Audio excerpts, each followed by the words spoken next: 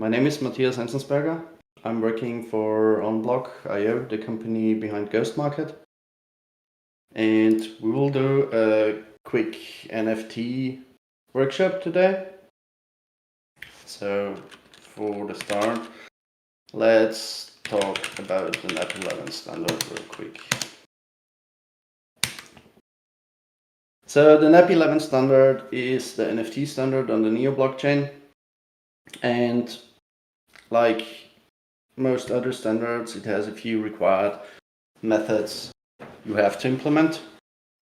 Some of them or all of them are listed here. Those are the required ones. The first two ones should be self-explanatory. Symbol is just the token symbol. It has to be deterministic, means it has to return the same value on every call. Decimals. This one is a bit more important because there are two versions of NFTs on Neo. You can have a non-divisible and a divisible NFT. We're only talking about non-divisible NFTs today, mainly because I've never written a contract with divisible NFTs because there was no need for up until now. Then we have a total supply. It returns an integer and it just returns the current total supply of your NFT contract. We have the balance off function that returns the current balance for a specific address. And then we have tokens off. Tokens off returns an iterator. There is a catch with that. An iterator is processed by the RPC server, and the RPC server then would return a list of token IDs. But if the specific address has more than the configured amount the RPC server is allowed to return in this list, then would just get cut off. So I think the default value for that is 100. Means if an address has more than 100 tokens, you would just see the first 100. And this is configurable on the RPC server as far as I know. So if you really need to have access to all tokens, you need to implement some custom function that implements some paging or something like that. Then we have the transfer function. It returns a boolean and it transfers the token given by its ID. And one important thing for that is if the receiver is a contract, it has to implement the on-NAP 11 payment method, because that method is automatically called on-chain if a token is received by a contract. The last one of the required methods is owner of. And in this case, it takes a hash or a uint 160, depending in which context you're talking about, and returns the owner of a token. This is just for the non-divisible version. For divisible NFTs, it would be a bit different. Okay, then we have two optional methods. We have the tokens method that returns an iterator as well. Same thing, it does not return all minted tokens, it only returns the amount the RPC server is configured to. And we have the properties. Properties returns a map, which can be interpreted as a serialized MVM object, which then contains the properties of an NFT. Events emitted, that's pretty simple. We only have one event that's emitted. It's the transfer event. It has from to the amount, which is 1 for non-divisible NFTs, and the token ID that has been transferred. And on newly minted tokens, the from has to be 0, so it has to represent the null address. Okay, then let's build something. We're using Neo 3 BOA for the contract and the tests. We're using Neo Express for the private net. And we're using the Neo.NET SDK for a client that will interact with our smart contract. Here are the links for the NFT 11 standard and the GitHub repo, which I will make public right after the talk. I'll post then a link for this repo in the Polaris Launchpad group. Okay.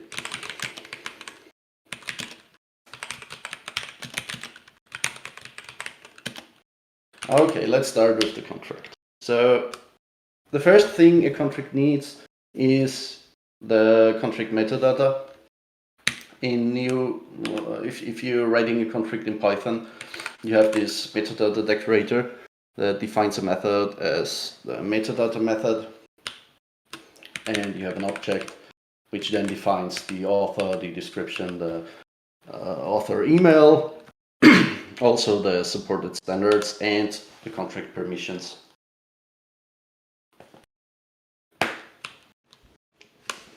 Next thing we have are a few constants. For example, we have the token symbol, the token decimals, if the contract, a key if the contract was deployed, if the contract is paused. One more thing. This contract is built on a template I have built a few months ago. I will also post a link to this GitHub repository. It has a few additional features, like the contract is pausable. It can have multiple owners that are authorized to call certain functions on the contract. And yeah. Okay, then we have a few prefixes for data we want to store, keys, and then we are defining the events.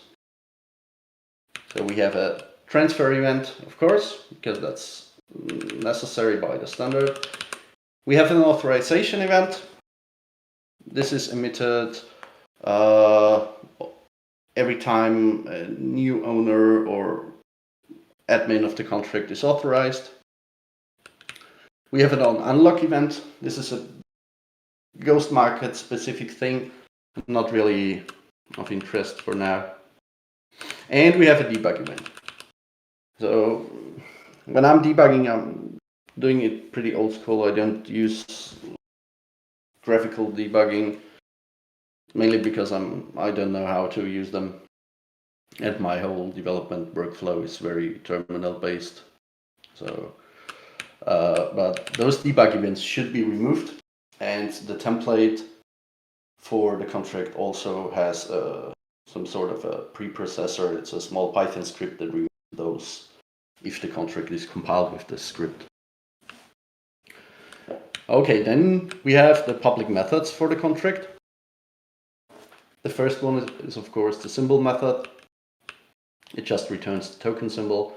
Then we have our decimals, which just returns the decimals. Then we have our total supply. Our total supply is stored in storage and has the supply prefix attached to it. We have our balance off. We have our tokens off. And we have our transfer function. So in the transfer function, it's very important to check if the to address is actually 20 bytes long. Else it's for sure an incorrect address. Then we are checking if the contract is not paused, since our contract supports pausing and unpausing. And we are going to transfer the token. So to make sure you're transferring the token of an owner who actually owns the token, we are checking the witness. And then we're doing the transfer. It's commonly used to have a post-transfer function. This is not just in Python contracts, this is also done in the other C# template contracts. Post-transfer function will then emit the onTransfer event and do the on-NFT 11 payment call if the receiver is a contract. Then we have the owner of method. We have the tokens method that returns an iterator.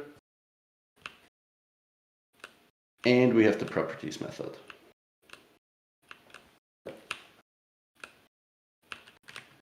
Then we have an additional method called properties.json,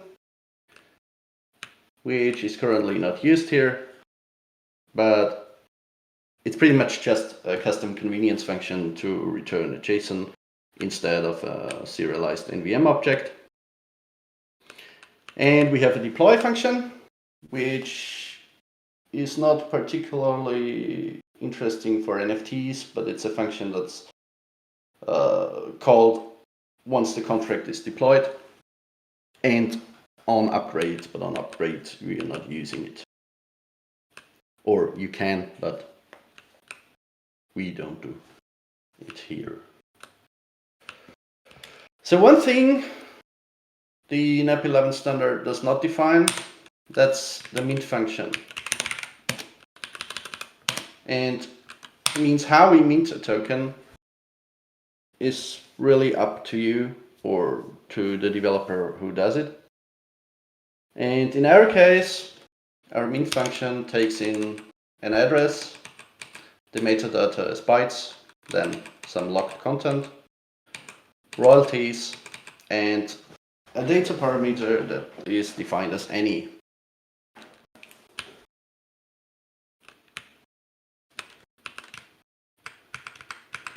We're forwarding to an internal mint, which then checks if we have metadata attached. And we are calculating a token ID, which is just a number that gets incremented from 1 to how many tokens you ever have. And we are setting the owner, we're setting the balance, we're making sure we maintain our supply, and we're adding our metadata, locked content, royalties. And now we have something that's a bit different from the template. That's something I built for this workshop to spice it up a bit. And what we're doing, we're passing an ST image to the data field, or as the data field, and we are storing this ST image on chain. Now it's pretty small, doesn't take up a lot of space. But this is what will represent our token media, so to speak, and that's something that will give us some visual response in the client after we have gone through the contract.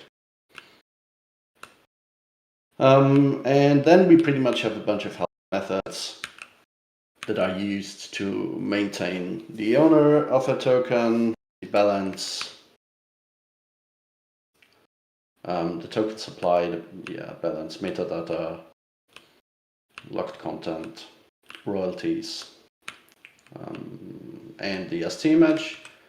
And then in the end, we have a few helpers that create our keys for the storage, so we can quickly navigate to the data we stored on chain.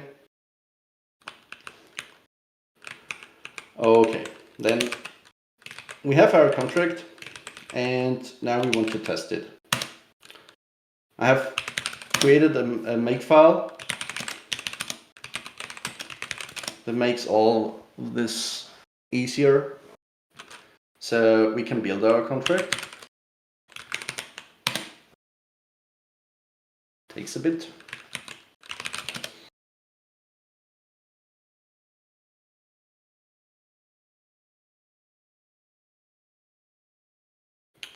We can install our dependencies or Python dependencies. We can install NeoExpress. This is a target that is used in setup test engine to make sure we have NeoExpress available. Okay, our contract is built. The binaries for the build contract, so the nef and the manifest file, are then in the contracts folder. So we have the nef and we have the manifest.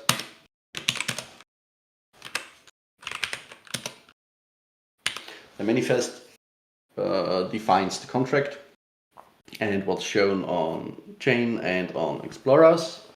We have a name, we have groups, and we have the contract API, which defines the symbols and methods we have on the contract. Each method also has a safe flag. The safe flag means that no data is modified when the function is called.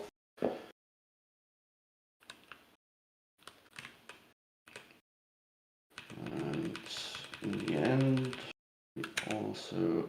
we also have the events that are emitted. So we have our transfer event, our authorized event, our unlock event, and our debug event. And then we have the permissions we define in the contract metadata.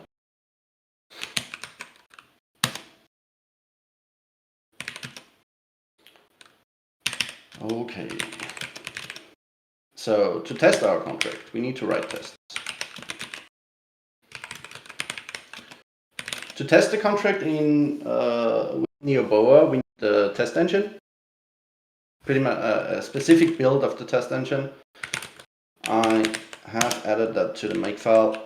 So setup test engine depends on this test engine target here. This defined here, which will clone the test engine version and build it.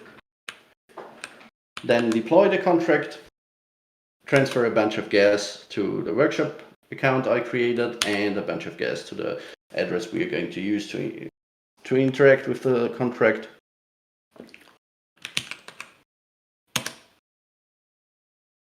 And once we have installed our test engine,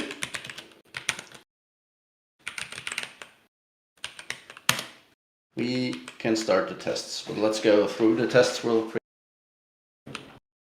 Let's go through the minting test.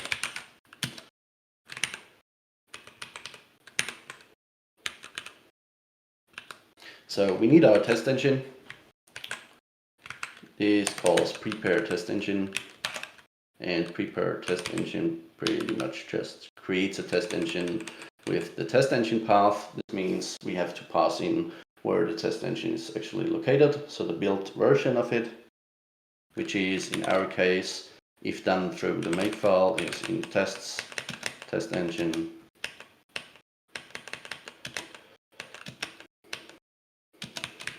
Here, so in this directory, so from our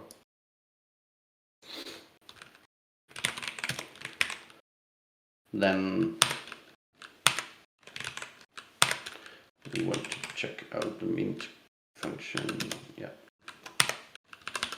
we're adding the contract, and we have some proxy contracts. I'm not sure if they are still necessary, but they were necessary back then when I wrote this test. I didn't go over that. It's just a contract that forwards a call. And we need to fund our address. And we're building an ST image. Then we are minting our token. So we're passing an address to mint to. We're passing our token metadata, which is just a string that is converted to bytes. So we have a name, we have a description, we have an image, and a token URI.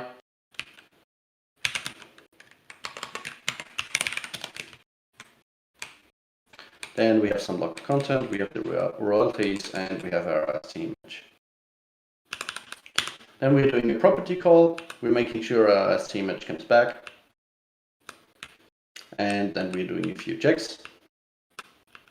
We're checking the balance. We're making sure that the total supply did increase. We're making sure we have exactly one. And we print some notifications, or the notifications that were emitted. So the events that were emitted during the call, or the contract calls that were made. We can run the tests with make test contract. This will take a bit, so while we're waiting for that to finish, hopefully successful, we can check out our client. So Our client is written in C#. It's pretty simple. Just a few lines of code which demonstrates how easy it is to interoperate with the Neo blockchain. We're using two modules. We're using the new module and a command line parser, which is not really necessary, but it's for convenience. And we're using the new RPC client from module repository.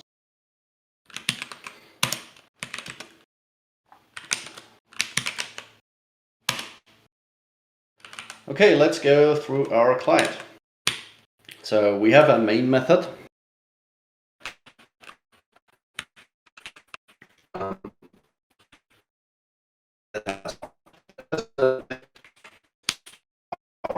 URL, which links to our new test,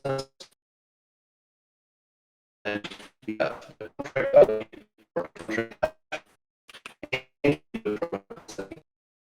This is important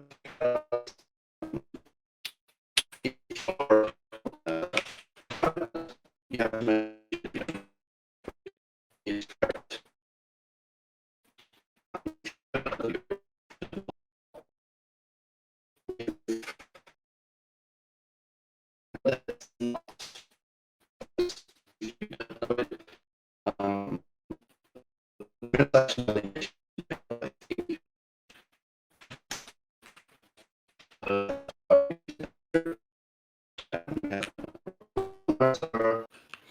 And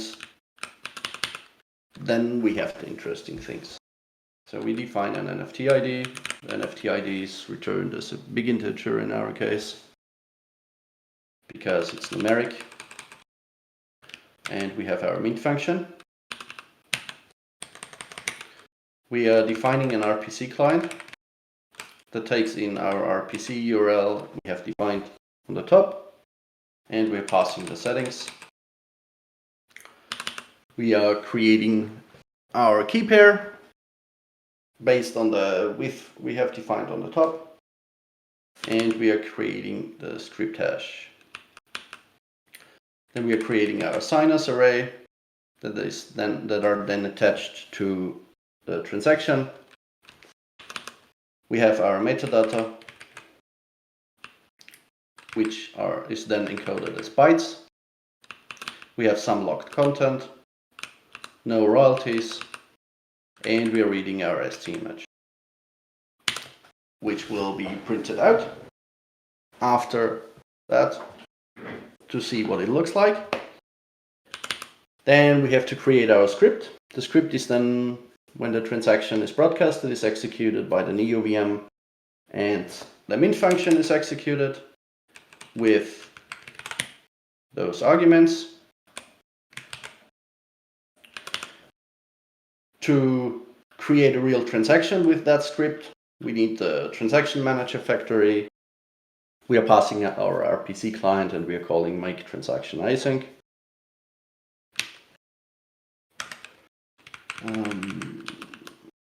Then we have to add our signature. This means we are adding the signature here, and we actually sign the transaction here. And then we are sending the transaction. Now our tests have gone through, 11 tests have passed, and we can quickly check the output of a test. So those are the notifications that were emitted. All those debug notifications should be gone on if you want to deploy the contract to mainnet. They're really just for debugging during testing or something like that, but you can also choose to use the phenomenal, but I still don't use the VS Code plugin, which is very good. Okay, let's quickly go back. So we are sending our transaction here. Then we're waiting for the transaction to be included in the block. Then we are getting the application log, which we need to read the result from the transaction, because our mint function returns an integer, which is our token ID, and we are particularly interested in that. So we have to request the application log to get that information. Then we have to go through the executions. In our case, we just have one, so we can 0. And on the stack, we have one item that is our token ID, which gets converted to an integer through the getInteger method. And then we print that and return it. So once we are done with minting, we actually want to see how our NFT, or what our NFT represents. And to call the contract, we again need an RPC. We don't need a send key in this case, because we are doing a read-only call.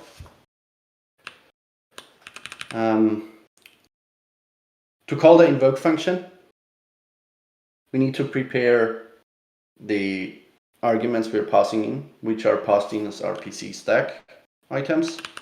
They have a type and a value. And if we want to pass a byte string, we have to convert this value to a base 64 string, which is done here, and pass it as a byte array, as type byte array, which is then converted to a byte string the NeoVM can work with. And we have our signer. We still need a signer, but it can be the null address. And we're doing our call. So we call the invoke function. We have the contract, and we want to call the properties method with our data, and our data is our token ID. So our base 64 num is our NFT ID converted to a byte array, which is then converted to a base 64 string. We're checking if we have an exception, hopefully not. So to work with the result properties returns, which is a map, we have to take the item from the stack and cast it to a map. And then we have to work with this map. So we're going through the properties map, and each map has a key and a value. So each item in this map has a key and a value, and this is something we can actually print. Okay, then let's run it. So to run it, we have to start our private net.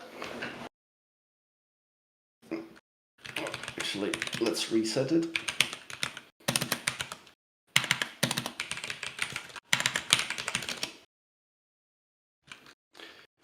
And let's use our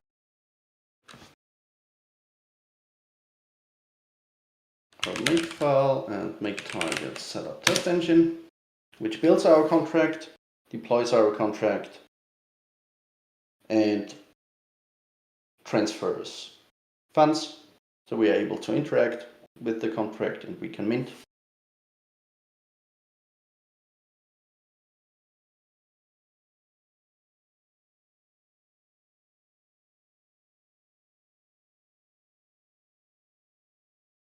Okay, the contract is built,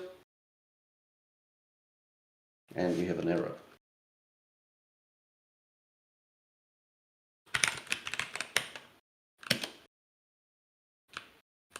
Oh yeah, we need gas to deploy.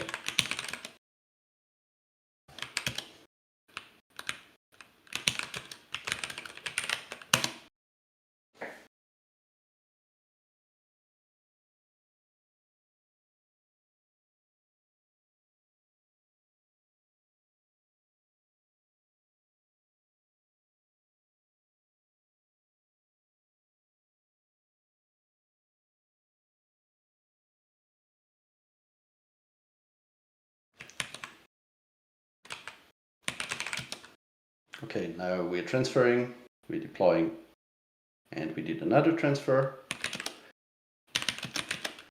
And we can run our... No, we cannot. We need to know the contract ID first. Hash.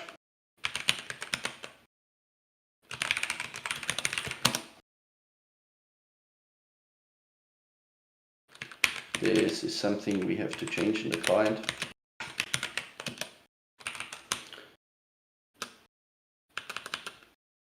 No, it actually didn't change. Okay.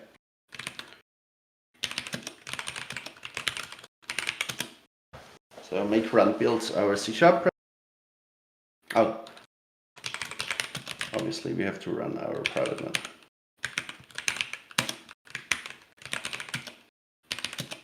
Okay. Yeah, make run builds our C# project. This is the SC image we're passing to the contract. Our transaction is broadcasted. And it was included in this block. We have minted NFT number 1 on this network ID, and our NFT has a name of some, it has a test description, it has an example image link, and it has our ST image. So, but this ST image is a bit different from what we passed. If you check the right lower corner, you have nothing here, but we have something here. And this is just something to spice it up a bit. Our contract has a special function, or does something special. In our properties call,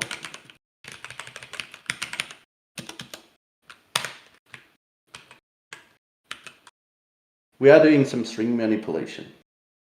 We are adding the current block height and the current timestamp to this ST image. Since it's just a string, we can do that pretty easily. And if we call it again, so our first call was done on block height 4.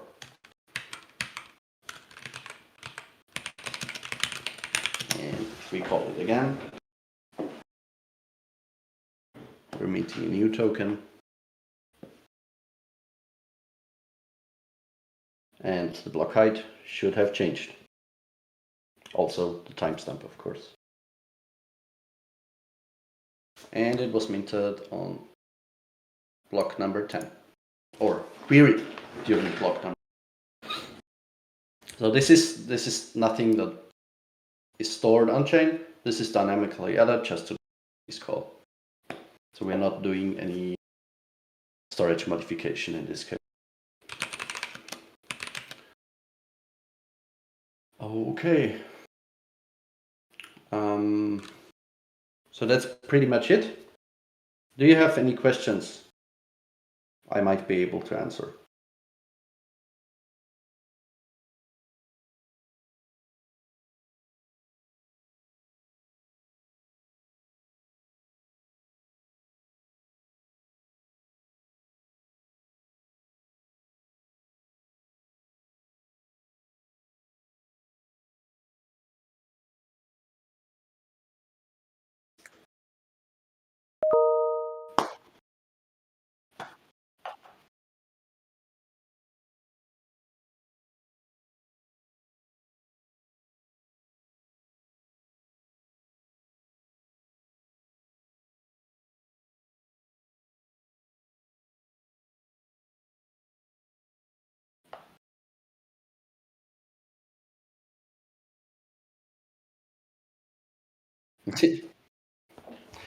It's not very complicated, to be honest.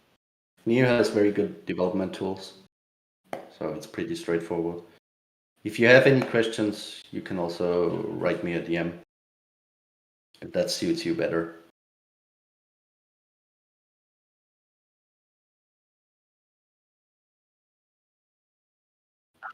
Matthias, yes. I'll make the GitHub repository public now, and I'll post it in the devlog channel.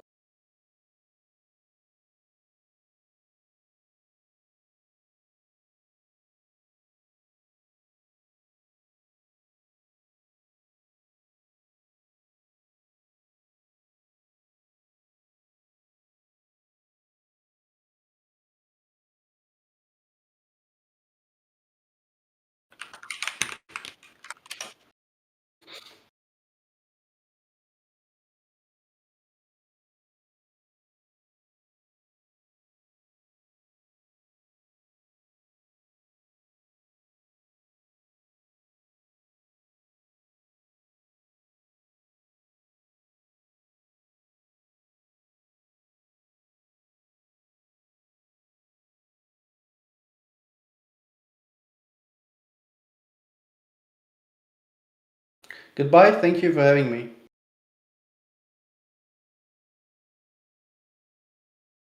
You're welcome. Bye.